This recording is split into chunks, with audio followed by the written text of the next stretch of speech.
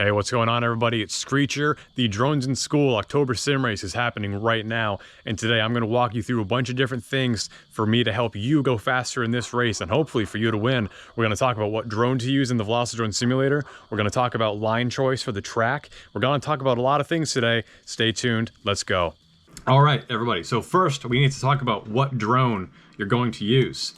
Now, Drones in School allows 2 micro-class drones in the Velocidrone Simulator. The first one is this one, the Tiny Hawk 2, and the other one is this one, which is the regular Tiny Hawk. Now, I'm sure you're thinking the Tiny Hawk 2, it's the version 2, it obviously means it's better. No, because in the Velocidrone Simulator, the Tiny Hawk actually performs better than the Tiny Hawk 2. It's faster, and it's more stable at high throttle. And remember, this is a simulator race. This is not real life, so you can choose between which one you want to use and just make your drone fly so much better. So that's the one we're going to go with, is the black Tiny Hawk. First, we're going to check our rates. Rates are very important. If you a rule of thumb that I like to go by is the higher your camera tilt, the more roll rate that you want to use. So on the screen right now, I have some rates that I think will work very well for everybody universally. They are Betaflight actual rates. In my opinion, actual rates, they feel a lot better than normal rates, and they also are easier to understand. So for roll, the center sensitivity is 200, the maximum rate is 490. Expo is the same on every single axis. For center on pitch is 150, 300 max rate, and for yaw it's 140 center sensitivity and 220 for max rate. And that will, of course, you can change that, of course, depending on your style and how you like to fly. Rates are really subjective and personal, but that's what I like to use right now, and that's what I'll use for the demonstration. Now, for some mild things to improve performance even more, remember, this is a sim race, and you are allowed to do whatever the sim allows you to do. So you're going to click Escape on your keyboard. You're going to go into the Change Quad Settings, and I have my throttle limit set to 75%, and I'm going to talk about that more soon. The only thing that you need to change in here is your camera angle. I personally use 45 on micro drones because that's my flying style, but I know some people go even as low as 20. And I'm sure some of you will be using a lower camera angle because it's just easier to fly when you're first starting out. I want you to take your prop wash to 0. I don't actually know how much this affects the performance, but that's what I like to run. And propeller profile, I want you to use profile 1 because that is the fastest and, in my opinion, the most stable, but feel free to absolutely experiment with whatever settings you think feels better. So, to start off, this is the track. You can see it is quite a longer track than most Drones in School races, but I think they did a very good job. So, let's start off. First, you will, of course, take off from the launch pads. You will do a straight shot through the start-finish gate, and then straight through these 3 gates here. You're going to go through this one, and then a right turn 180, and then a left turn 180. And then it's a left-hand turn around this flag, and then through this very long tunnel. When you exit the tunnel, you're going to hang a left through these 2 gates, and then a left around this flag, and then a upward spiral. Exiting the spiral, you're going over the first tunnel, into this gate, 180 right, hold that right turn around into this gate, straight shot, and now into this tunnel, and then a hard 180 back to the finish.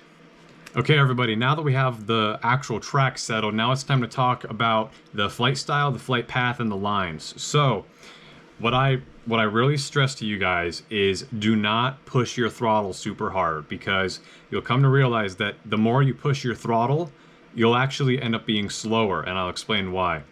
When you push a lot of throttle, you will end up overshooting gates, which obviously means less tight, which means more time lost. So what I recommend for all of you to do, even seasoned pilots do this still. I do it when I practice in my backyard. I highly recommend go to your quad settings in Velocidrone and take your throttle limit and put it down to like 75. What that will do is when your radio is at 100% throttle, the drone will only be outputting 75%. And it'll feel really slow, it'll feel really different, but it will 100% help your lines and help you learn how to control your throttle better. And then as you get faster, you can start adding and adding more percent and go to 80 and then 85 and 90, etc. So Now to talk about the actual track.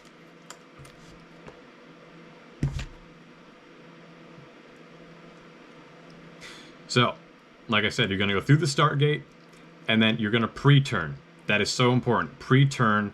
You want to be looking almost all the way to the right before you go in this first gate. So I'll show you what that looks like at my full speed. That was a little bit sloppy there, but you know what I mean, because if you go through it and then turn, you overshoot quite a bit. And it, you know, just self-explanatory. It just makes your time slower. So, on this track, there is a circle in the middle of the courtroom. Right there. I'll put a marking on the screen right there. So at that white line on that circle in the middle of the court, that's when you should be trying your pre-turn. And you don't have to pre-turn super hard. Literally like a little bit of stick input what will help you with that. So like 50% throttle, then turn here, and then as you turn, when you start your pre-turn, you're already looking at the middle gate. And it should, if you do it right, just send you straight there without even having to try. So then you will pre-turn again into this gate, and then once you exit this last gate, you're already doing a left-hand motion. What I want you to do is I want you to keep that going to enter the tunnel. So I don't want you to go through the gate and then go straight. That will take off time. I want you to go through the gate and then keep this similar position as much as you can, okay? So you're holding a left-hand turn around the flag and then straighten out for the tunnel. And now that brings me to my second point on this track. I know that the tunnel is difficult for some of you guys, and I think I know why. I just told you to keep the left-hand motion going. You should do that, but if you keep it going too much, you'll hit the wall of the tunnel. So what you're gonna do, and this will take practice. This is not something that anybody can just do right off the bat, and that's totally okay. You're gonna hold the line, and then once you can see the end of the tunnel, that's when you should straighten out. But you should really do it before you can to help with the lines. Kind of like that. The other option that you can do is when you exit this gate, actually overshoot that flag a lot, and then line yourself up and then go through. Yes, it'll be slower, but it will help you not crash in the tunnel. So hopefully I explained that well. I slurred my speech a little bit, but I hope that you understand. And then, after you exit the tunnel, you're doing another left-hand sweeper into these two gates.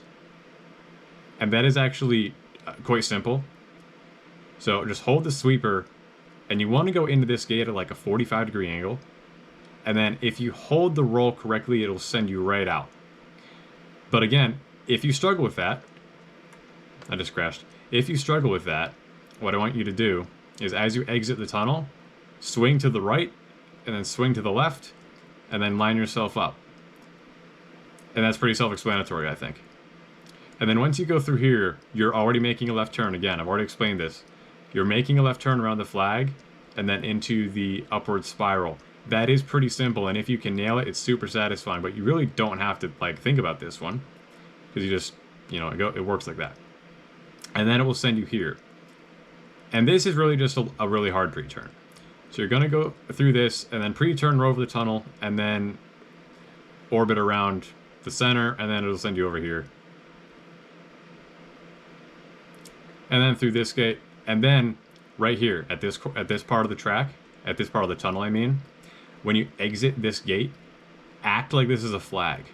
Don't act like you're going through a tunnel. Act like you're just doing a hard 180 around a flag.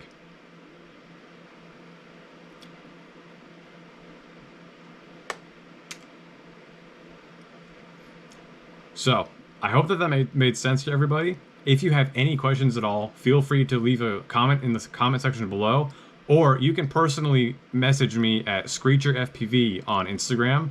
I will happily respond. I absolutely love helping people get faster, get their lines better. Feel free to message me. I absolutely love helping people with this, and I really hope to see you succeed in your next race.